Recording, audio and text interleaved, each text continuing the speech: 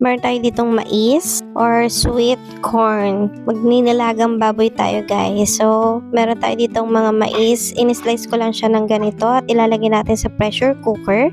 Meron din ako ditong dalawang sweet potato or kamoteng orange. Kamoteng orange guys ang ginagamit ko sa nilagang baboy para matamis ang sabaw ng ating nilagang baboy. So, slice ko lang siya ng ganyan kalalaki. And then, meron ako ditong leeks. In-slice ko lang din siya. Yung mga matitigas na part, yun yung isasama natin sa pressure cooker. Then, yung other part ng dahon ng ating leeks ay isa-separate natin. Set aside lang natin yun. Then, maglagay na tayo ng pork dito sa ating pressure cooker. Kasama ang white onion. Dalawang white onion. More onion, mas masarap. And then, maglagay tayo dito ng pamintang buo and then water. Water, guys.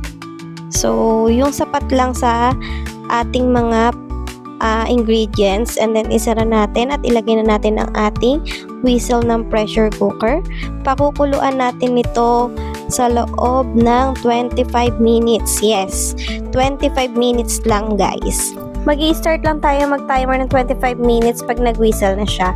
And then, ilagay natin siya sa tapat ng gripo na tumutulo ang tubig para ma-release yung kanyang pressure. And then, eto na. Malambot na ang ating mga pork, mais, at ang ating sweet potato.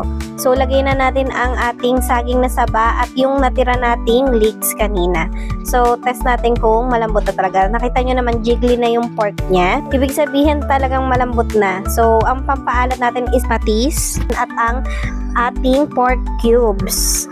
And then, palambutin lang natin yung saging na saba. Pag kumulo na siya, lagyan na natin ito ng ating repolyo. Ayan. Lagyan na tayo ng repolyo dyan. And then, halo-halo lang. Konting pakulo lang yan guys kasi mabilis lang maluto ang repolyo. So, lagyan naman tayo ng mga pechay dito, mga bes. So, ayan. Sobrang sarap niyan. Marami talaga ako maglagay ng gulay sa aming nilaga kasi napakasarap ng gulay dyan. Ayan. At luto na ang ating nilagang baboy. So, pwede rin kayo gumamit ng other part ng baboy. Pero commonly is pata, kasim, mga ganyan. Liempo, yan ang mga ginagamit. So, ito na nga ang ating day 3 out of 300. Ito na, luto na ang ating nilagang baboy. Tara, kain na tayo. So, samahan pa natin yan ng patis na may sili at kalamansi para sa ating nilagang baboy.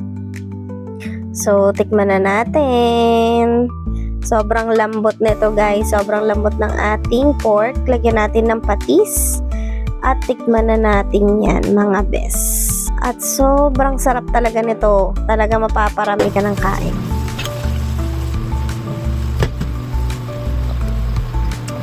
Sarap lambot. Malambot na kanyang talak.